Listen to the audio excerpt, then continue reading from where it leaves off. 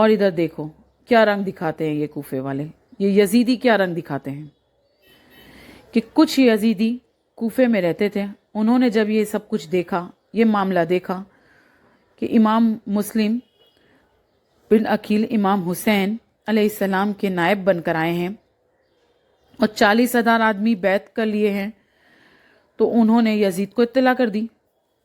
उन्होंने यजीद को इत्तला की और कहा, ए यजीद, तू तो खूब गफलत में है, तेरे खिलाफ साजिशें हो रही हैं, 40,000 लोगों ने बैत कर लिया है और अगर यही सूरत हाल रही तो तू तिनके की तरह तो बह जाएगा। जिस तरह भी तुझसे हो सके इस महाज को तोड़। इस वक्त यजीद को मालूम हुआ तो वो बड़ा ही परेशान हुआ।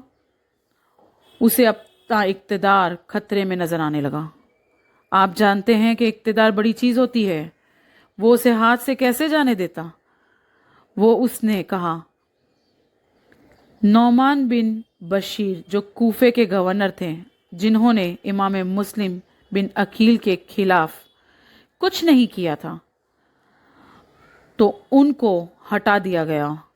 उनकी जगह इब्ने जियाद, जिसका नाम उबैदुल्लाह, वो बड़ा जाबिर और बड़ा ही सख्त किस्म का आदमी था और कूफे का गवर्नर उसे मुकर्रर कर दिया और उसे लिखा कि तू बसरा का भी गवर्नर है और मैं तुझे कूफे का भी गवर्नर मुकर्रर करता हूँ और तू फौरन कूफे पहुँच और मेरे खिलाफ जो मुहाज कायम हो रहा है उसे जिस तरह भी तुझे हो सके तोड़। तू उस मामले में तुझे तमाम इख्तियारात देता हूँ, जो कदम भी तुझे उठाना पड़े, जिस तरह भी हो सके इस महाज को तोड़ और हालात को हमवार और बराबर कर दे। ये इब्ने जियाद यजीद की तरफ से कूफे में आया। जिस वक्त वो कूफे में आया तो सबसे पहले इसने ये काम किया कि जितने भी बड़े बड़े सरदार हजरत मुस्लिम बिन अकील के साथ थे और जिन्होंने हजरत मुस्लिम से बैत की थी, सबको उसने गिरफ्तार कर लिया और कूफे के दारुल इमारत में नजरबंद कर दिया। अब तमाम सरदारों की गिरफ्तारी की खबर कूफे में बिजली की तरह फैल गई और सब लोग हैरान व परेशान हो गए और कहा, अब क्या होगा। बड़े बड़े सरदार पकड़े गए हैं और इब्ने जियाद अब इमाम मुस्लिम बिन अकील की गिरफ्तारी की तदबीरें सोच रहा है। जब हजरत मुस्लिम ने ये देखा कि बड़े बड़े सरदारों को गिरफ्तार कर लिया गया है और मेरी भी गिरफ्तारी की तदबीरें हो रही हैं, तो आपने तमाम अकीदतमंदों और तमाम मुरीदों को पुकारा, तो सब के सब आपके झंडे तले जमा हो गए। वो 40,000 आदमी जिन्होंने हजरत मुस्लिम के हाथ में बैत की थी, वो सब के सब आपके पास आ गए और आपने उन 40,000 को हुक्म दिया कि दारुल इमारत का मुहासरा कर लो। हजरत मुस्लिम बिन अकील ने 40,000 आदमी अकीदतमंदों के साथ दारुल इमारत का मुहासरा कर लिया। वो ऐसा वक्त था कि आप कहते कि हमला कर दो तो ये 40,000 लोग हमला भी कर देते और ईंट से ईंट बजा देते और इब्ने जियाद कुछ नहीं कर सकता क्योंकि वो 40,000 का तो मुकाबला कर नहीं सकता था। उसकी उतनी कुव्वत और ताकत नहीं थी उस वक्त और न उस वक्त उसके पास इतनी फौज थी। मगर हम पहले ही बता चुके हैं कि होना वही होता है जो अल्लाह को मंजूर होता है और इमाम हुसैन की शहादत तो लिखी जा चुकी थी। इब्ने जियाद 40,000 लोगों को देखकर बहुत घबराया और उसने उस वक्त बड़ी चालाकी और मक्कारी से काम लिया। उस वक्त जितने भी बड़े बड़े सरदार नज़रबंद किए हुए थे उन्हें बुलाया और बुलाकर कहा कि देखो, अगर तुम अपनी और अपने घर वालों की खैर चाहते हो तो मेरा साथ दो, वरना मैं तुम्हें अभी कत्ल कर दूंगा और जो तुम्हारे घर वालों का और तुम्हारी औलाद का हश्र होगा वो दुनिया देखेगी। तो फिर वो बड़े बड़े सरदार कहने लगे, आप क्या चाहते हैं, इस मामले में किस तरह का ताउन चाहते हैं। تو ابن زیاد نے کہا دیکھو اس وقت تمہارے بیٹے یا تمہارے بھائی یا تمہارے بھتیجے اس وقت دارالعمارت کا محاصرہ کیے ہوئے ہیں. میں تم کو دارالعمارت کی چھت پر چڑھاتا ہوں اور اپنے عزیزوں کو بلا کر انہیں سمجھاؤ کہ وہ محاصرہ توڑ دیں اور حضرت مسلم بن عقیل کا ساتھ چھوڑ دیں، اور تم نے ایسا نہ کیا تو میں تمہیں قتل کر دوں گا، اور میری فوجیں عنقریب پہنچنے والی ہے، کوفے پر حملہ کرے گی، پھر تمہارے گھروں کو آگ لگا دی جائے گی اور تمہارے بچوں کو نیزوں پر اچھالا جائے گا. اللہ اکبر. اور پھر وہ حشر ہوگا کہ دنیا یاد رکھے گی. اس لیے میرا ساتھ دو، اور اگر اپنی اور اپنے گھر والوں کی خیر چاہتے ہو تو جیسا میں کہتا ہوں ویسا کرو. اس نے ایسا ڈرایا دھمکایا کہ وہ جتنے بھی لوگ تھے بڑے بڑے سردار سب کے سب ڈر گئے اور کہنے لگے اے ابن زیاد تو جس طرح کہے ہم کریں گے. تو ابن زیاد ان کو دارالعمارت کی چھت پر لے گیا اور کہا اب کرو جو میں نے تم سے کرنے کہا ہے. یہ بڑے بڑے سردار چھت پر چڑھ گئے اور اپنے اپنے عزیزوں کو بلانا شروع کر دیا اور چھپ کے سمجھانا شروع کر دیا کہ دیکھو حکومت یزید کے پاس دولت ہے، یزید کے پاس اسلحے ہیں، نیزے ہیں، تلواریں ہیں، تیریں ہیں، فوجیں ہیں. حضرت امام حسین علیہ السلام بے شک اللہ کے رسول کے فرزند ہیں، لیکن نہ ان کے پاس حکومت ہے، نہ دولت ہے، نہ فوجیں ہیں، نہ اسلحہ ہے.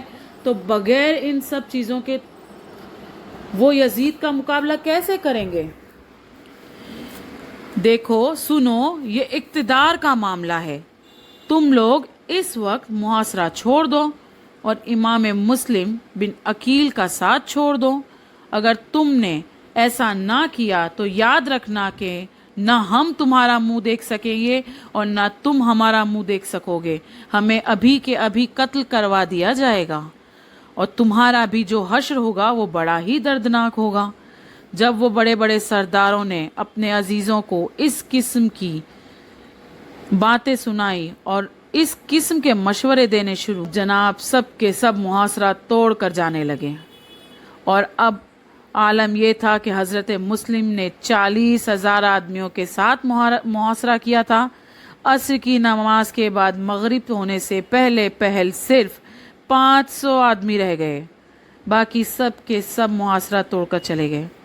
حضرت امام مسلم پر بڑا برا اثر پڑا. اب وہ سوچنے لگے ان 500 پر بھی کیا اعتماد کیا جا سکتا ہے. حضرت امام مسلم نے یہ حالات دیکھے تو کہا چلو جامع مسجد میں نماز ادا کریں اور سوچیں کہ ہم نے ابھی آگے کیا کرنا ہے. وہ سب کے سب کہنے لگے اچھا حضرت چلیے. آپ 500 آدمی لے کر مسجد میں پہنچے اور 500 لوگوں نے نماز کے لیے صفیں باندھ لی. جب مغرب کی نماز شروع کی گئی تو 500 آدمی حضرت مسلم بن عقیل کے پیچھے تھے، اور جب حضرت مسلم نے 3 فرض پڑھ کر سلام پھیرا تو 500 بھی جا چکے تھے. اللہ اکبر. صبح 40,000 آدمی تھے اور ابھی ایک بھی نہیں تھا، اور یہ وہی لوگ تھے جو اپنے آپ کو محبان اہل بیت کہتے تھے، جو اہل بیت کی محبت کا دعویٰ کرتے تھے. ان لوگوں نے ہی چٹھیاں لکھی تھی اور امام حسین علیہ السلام کو بلایا تھا اور اپنی جان مال لٹانے کا دعویٰ کیا تھا، اور انہوں نے ہی حضرت مسلم بن عقیل کے ہاتھ پر بیعت کی تھی اور موٹی موٹی قسمیں کھائی تھی کہ جان دے دیں گے مگر آپ کا ساتھ نہیں چھوڑیں گے. لیکن نہ تو یہاں ان لوگوں کو جان دینی پڑی اور نہ مال دینا پڑا، محض ابن زیاد کی دھمکی سے ہی ڈر گئے اور انہوں نے حضرت مسلم بن عقیل کا ساتھ چھوڑ دیا. اللہ اکبر. اور ان کو تنہا کر دیا. حضرت مسلم بن عقیل نے نماز پڑھی اور پھر بیٹھ گئے اور کہا کہ میں نے تو امام حسین علیہ السلام کو چٹھی بھیج دی ہے اور کہا ہے کہ ان لوگوں کے دل میں آپ کے لیے بے پناہ محبت اور عقیدت ہے، اور میری چٹھی دیکھ کر حضرت امام حسین علیہ السلام تو بالکل نہیں رکیں گے اور وہ فوراً آ جائیں گے تو ان کا حشر کیا ہوگا، جبکہ ان لوگوں نے میرے ساتھ اتنا بدسلوکی کے ساتھ پیش آئے ہیں اور بے وفائی کی ہے۔ خیر، آپ مسجد سے نکلے اور اپنے مریدوں کے پاس گئے۔ جس مرید کے پاس جائیں تو دروازہ اندر سے بند، کوئی دروازہ نہ کھولے۔ جن لوگوں نے موٹی موٹی قسمیں کھائی تھی وہ اب دروازہ بھی نہیں کھول رہے تھے۔ رات کا وقت امام مسلم کوفے کی گلیوں میں اس طرح گھوم رہے تھے کہ جس کا کوئی بھی پرسان حال نہ ہو اور وہ بڑا پریشان اور بڑا حیران گھوم رہے ہو۔ یہ وقت امام مسلم بن عقیل پر آ چکا تھا۔ اللہ اکبر! آپ نے ایک عورت کو دیکھا جو اپنے مکان کے اندر دروازہ کھولے ہوئے بیٹھی تھی، تو آپ نے اس سے پینے کے لیے پانی مانگا۔ اس نے پانی پیش کیا اور کہا، آپ کون ہو، کس سے ملنا ہے اور کہاں جانا ہے؟ تو آپ نے فرمایا، اے بہن، میں مسلم بن عقیل ہوں جو امام حسین ابن علی کا نائب بن کر کوفے آیا ہوں۔ تو وہ کہنے لگی، آپ مسلم بن عقیل ہو، آپ اس طرح پھر رہے ہو؟ تو انہوں نے کہا، کوفے میں کوئی جگہ نہیں جہاں میں رات بسر کر سکوں اور رہ سکوں۔ تو اس عورت نے کہا، میرا غریب خانہ حاضر ہے۔ اس نے بڑھ کر کون سی سعادت ہوگی کہ رسول اللہ صلی اللہ تعالی وسلم کے خاندان کا ایک فرد میرا مہمان ہو۔ تو اس عورت نے امام مسلم کو اپنے گھر میں جگہ دی اور پناہ دی اور اپنا مکان حاضر کر دیا۔ آپ وہاں بیٹھ گئے۔ رات آپ نے گزار دی۔ قدرت خدا کی، اس عورت کا بیٹا جو تھا وہ بڑا بدبخت تھا۔ وہ رات کے وقت گھر آیا اور ماں کو پوچھا، ماں تو کیوں غمگین ہے؟ تو ماں نے کہا، بیٹا، حضرت مسلم بن عقیل جو نبی صلی اللہ تعالیٰ علیہ وسلم کے خاندان کے ایک فرد ہیں، وہ امام حسین علیہ السلام کے نائب بن کر آئے اور اہل کوفہ نے ان کی بیعت کی اور آگے پیچھے پھرنے لگے اور اب سب کے سب امام کا ساتھ چھوڑ دیا۔ ابن زیاد کی دھمکی کی وجہ سے اور بے وفائی کی وجہ سے یہ سب اپنے دروازے بند کیے ہوئے ہیں اور وہ امام مسلم بڑی بے بسی اور بے کسی کے عالم میں پھر رہے تھے۔ تو اللہ تعالیٰ نے یہ سعادت ہمیں بخشی ہے کہ وہ ہمارے گھر میں مہمان ہے اور ہمارے گھر میں رونق افروز ہیں، لیکن ایک طرف یہ خوشی ہے کہ ہمیں ان کی مہمان نوازی کا موقع ملا اور دوسری طرف یہ غم اس بات کا ہے کہ اہل کوفہ نے بے وفائی کی، اور بے وفائی بھی ایسی معتبر مہمان کے ساتھ کی۔ تو ماں نے جب حالات سنایا تو بیٹا دل ہی دل میں خوش ہو رہا تھا اور کہنے لگا، یہ تو بڑے مزے کی بات ہے، میری ماں تو بڑی بولی ہے، بڑی سیدھی ہے، اسے کیا پتا کہ ابن زیاد نے تو اعلان کروا دیا ہے کہ جو حضرت مسلم بن عقیل کو گرفتار کرے تو اسے اتنے 1000 درہم انعام میں ملیں گے۔ یہ تو خود ہی میرے گھر میں آ گئے ہیں، میں صبح جا کر خبر کروں گا اور درہم انعام میں حاصل کر لوں گا۔ اس نے اپنا ناپاک مقصد اور مدعا ماں کو تو نہ بتایا اور دل ہی دل میں خوش ہوتا رہا۔ جیسے ہی صبح ہوئی، اپنے دوستوں کے ساتھ مل کر اس نے ابن زیاد کو خبر کر دی کہ حضرت مسلم بن عقیل ہمارے گھر میں ہیں، آ کر گرفتار کر لو اور انعام میں درہم مجھے حوالے کر دو۔ ابن زیاد نے کہا، تمہارا انعام تمہیں مل جائے گا، مگر پہلے تم گرفتار کر دو۔ اس نے کہا، میرے ساتھ فوج اور سپاہی بھیجو۔ وہ سپاہی گئے۔ 70 سپاہی نے اس عورت کے مکان کا محاصرہ کر لیا۔ حضرت مسلم بن عقیل تلوار لے کر باہر نکلے۔ ان سپاہیوں نے امام حسین علیہ السلام کے بارے میں کچھ اس طرح کی نازیبہ باتیں کہیں اور یزید کی تعریف کی اور امام حسین علیہ السلام پر الزامات لگائے۔ تو حضرت مسلم بن عقیل نے جواب دیا، تو انہوں نے تیر برسا دیے۔ امام مسلم ان کے مقابلے میں آ گئے۔ آپ تنہا تھے اور وہ 70 سپاہی تھے، لیکن آپ نے بہت ہی دلیرانہ مقابلہ کیا اور چند آدمیوں کو قتل بھی کر دیا اور بہت سے آدمیوں کو زخمی بھی کر دیا، اور اسی حالت میں آپ خود بھی زخمی ہو گئے، اور ایک تیر ایسا لگا جس سے آپ کے سامنے کے دانتوں کو توڑ دیا اور خون بہنا شروع ہو گیا۔ اسی حالت میں آپ نے اس عورت سے پانی کا ایک پیالہ طلب کیا۔ اس عورت نے پانی کا پیالہ حضرت مسلم بن عقیل کو پیش کیا، لیکن جب آپ پینے لگے آپ کے منہ سے بہت سارا خون اس پانی میں گر گیا اور وہ سارا پانی خون خون ہو گیا۔ پھر حضرت مسلم نے پانی نہیں پیا اور کہا، معلوم ہوتا ہے کہ ہمارے مقدر میں اس دنیا کا پانی نہیں ہے، اب تو جنت الفردوس میں ہی جا کر کہ اپنی پیاس بجھاؤں گا۔ امام پھر لڑنے لگے۔ ابن زیاد کو پتہ چلا تو اس نے محمد بن اسس کو بھیجا کہ جاؤ کہ مکاری اور سیاست سے کام لینا اور امام مسلم کو یہاں پکڑ کے لے آؤ۔ پھر وہ آیا اور کہنے لگا، اے مسلم، ان لوگوں نے بے وقوفی کی ہے، بلکہ عبید اللہ زیاد نے ان کو لڑنے یا مقابلہ کرنے کے لیے نہیں بھیجا تھا، آپ کو بلانے کے لیے بھیجا تھا۔ تو آپ چلیے میرے ساتھ دارالامارت میں گورنر سے جا کر گفتگو کیجیے، وہ آپ سے کوئی مشورہ کرنا چاہتے ہیں کہ آئندہ ہمیں کیا کرنا ہے، کیونکہ امام حسین ابن علی بھی آ رہے ہیں اور چاہتے ہیں کہ کسی قسم کا فتنہ اور فساد نہ پھیلے، اس لیے چلیے بات چیت کر لیجئے، ہو سکتا ہے کوئی صلح کی صورت نکل آئے۔ حضرت مسلم نے کہا، میں بھی تو یہی چاہتا ہوں، اس لیے جب محاصرہ کیا تھا تب ہی جھگڑا اور لڑائی کر لیتا، لیکن میں نے اس وقت ایسا نہیں کیا، جبکہ میرا ایک اشارہ ہی کافی ہوتا اور دارالامارت پر حملہ کرنے کے لیے اور ابن زیاد کو پکڑنے کے لیے، لیکن میں نے ایسا نہیں کیا، مگر میں خود نہیں چاہتا کہ قتل و غارت ہو۔ محمد بن اسس نے کہا، ہاں ہاں ٹھیک ہے، چلیے چلیے۔ اس نے سپاہیوں کو ڈانٹا اور کہا کہ تلواریں میان میں ڈالو اور حضرت مسلم بن عقیل کو ساتھ لے کر چلو۔